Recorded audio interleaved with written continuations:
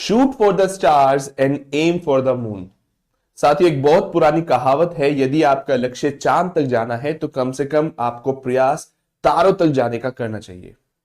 इस धारणा को अब सच करने का समय आ गया है। सीटेट केवल 90 नंबर पर क्वालिफाई हो जाता है या 82 नंबर पर क्वालिफाई हो जाता है और इस धारणा को बदलने का समय आ गया है।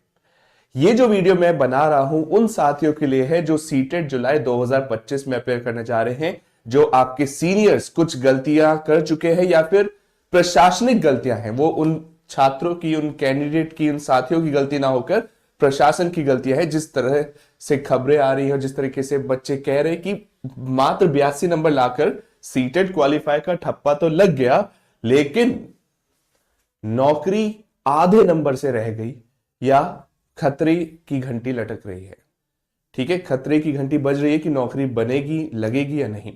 तो यहां पर एक चीज जान लीजिए, सीटेट एक पात्रता परीक्षा है, क्वालिफाइंग एग्जाम है। सीटेट आपको जॉब नहीं देता, परंतु जो संस्थाएं आपको जॉब दे रही हैं उसके लिए सीटेट क्वालिफाई करना अनिवार्य है, जो आपकी न्यूनतम अर्हता, मिनिमम और एसेंशियल क्वालिफिकेशन में आता है। सीटेट आपको कहता है कि 90 नंबर अगर आप सामान्य श्रेणी से हैं तो आप इस एग्जाम को क्वालिफाई कर जाएंगे, 150 में से 90 आप ले आए। यदि आप SC ST OBC से हैं तो आप 82 नंबर पे क्वालिफाई कर जाएंगे। परंतु ये कहां पर वैलिड होगा, ये भी तो जानना है। सीटेट एक केंद्र की परीक्षा है, सेंट्रल एग्जाम है, तो KVS में ये चीज वैलिड है। ठीक है, KVS आप भी जानते हैं हर साल नहीं आता, हर 2-3 साल के अंतराल में आता है। लेकिन आप 2-3 साल तक वेट नहीं कर सकते। आप अन्य राज्यों की शिक्षक भर्तियों में अप्लाई करना चाहते हैं और करते हैं, तो वहां पर क्या ये वैलिड है, क्या ये पैरामीटर्स वैलिड है? तो मैं आपको बता दूं, कुछ संस्थाएं हैं, जैसे दिल्ली में अगर आपको सरकारी शिक्षक बनना है DSSSB, तो यहां पर आप सामान्य श्रेणी के ही माने जाएंगे यदि आप दिल्ली केंद्र शासित प्रदेश से नहीं है, आपका डोमिसाइल दिल्ली का नहीं है, तो आपको 82 नंबर पर पास नहीं माना जाएगा। इस चीज को ध्यान रखिए। तो आप अपना टारगेट जब बना के चलते हैं कि मेरे को 90 नंबर लेके आना है, तब कहीं अटक जाते हैं 90, 82 और इसके बीच में कहीं आपके मार्क्स अटक जाते हैं। ये गलत है साथियों। ये वो एग्जाम है जिसमें नेगेटिव मार्किंग तो नहीं है, तो आपको अपने आप को अब पुश करना होगा। जितने भी साथी सीटेट जुलाई 2025 को अपीयर करने जा रहे हैं, ये पहले से ही जान लीजिए कि आप अपना टारगेट 130 से प्लस करके रखिए, ताकि कहीं ना कहीं स्कोर 100-110 के बीच में आए। अगर 15 से 20 प्रश्न बहुत ज्यादा आउट ऑफ द बॉक्स भी हुए, डिफिकल्ट हुए, तो भी हम सीटेट अच्छे मार्जिन से क्वालिफाई कर सके। इसे कहने का तात्पर्य यह है, बोर्ड्स की परीक्षा होती है, 33 नंबर पर कैंडिडेट पास होता है, 3rd division, 2nd division, 1st division. लेकिन क्या आप अपने छात्रों को केवल 33% मार्क्स लाने के लिए कहेंगे? नहीं ना।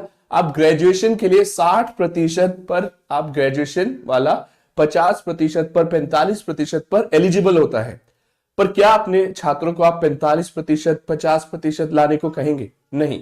तो यही मैं कहना चाहता हूं। मैं आपको बिल्कुल भी मोटिवेट नहीं कर रहा हूं कि केवल 90 नंबर ले आए और सीटेट को क्वालिफाई होकर बैठ जाए। आप सीटेट क्वालिफाई होने के लिए नहीं है, आप एक नौकरी लेने के लिए, आप एक सरकारी नौकरी लेने के लिए है। तो इस चीज को समझ लीजिए।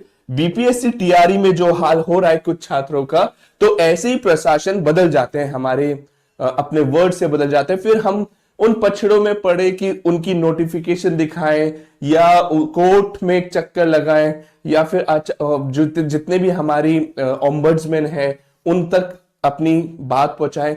ये बहुत लंबा प्रोसीजर हो जाता है। तो सेफ खेलते हैं ना, आप सेफ रहिए। आप सिर्फ मात्र 2-3 नंबर के लालच से क्यों, हाँ, हालांकि मैं इस बात से एग्री करता हूं कि आप नहीं लाना चाहते 82 नंबर, आप नहीं लाना चाहते, हर कोई ज्यादा नंबर लाना चाहता है, लेकिन थोड़ा सा अपने आप को पुश कर लेंगे तो अच्छे मार्क्स आ जाएंगे। अच्छे मार्क्स आने से आपके अंदर कॉन्फिडेंस रहेगा, दोबारा सीटेट देने की संभावना नहीं रहेगी। अब जितने साथियों के 90 या 82 नंबर हैं, उनको 82 नंबर वाले खासकर, उनको दोबारा सीटेट देने की संभावना है। क्यों? क्योंकि अगर वो दिल्ली में अप्लाई करना चाहते हैं या अपने राज्य में छोड़कर दूसरे राज्य में अप्लाई करना चाहते हैं, तो वहां पर वो मान्य नहीं रहेगा, उनको 90 नंबर रहेगा। तो यहां पर आप अपने राज्य की शिक्षक भर्ती के भरोसे नहीं रह सकते।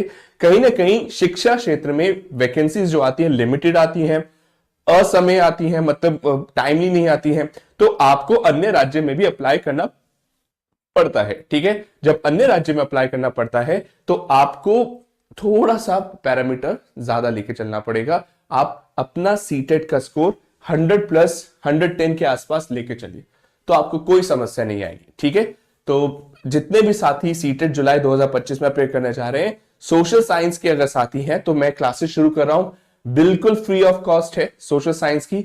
आप सब कमेंट करके बता दीजिए आप किस सब्जेक्ट से हैं, मैथ्स और साइंस से हैं, सोशल साइंस से हैं, और चिंता बिल्कुल नहीं करेंगे, लेकिन start early with your preparation, अपनी प्रिपरेशन को जल्दी शुरू कर देंगे। ठीक है, धन्यवाद, जय हिंद, बने रहिए मंच के साथ, चैनल को सब्सक्राइब कर लीजिएगा। अगर और भी कोई डाउट्स हैं, कुछ पूछना चाहते हैं तो कमेंट सेक्शन में पूछ लीजिएगा। जय हिंद।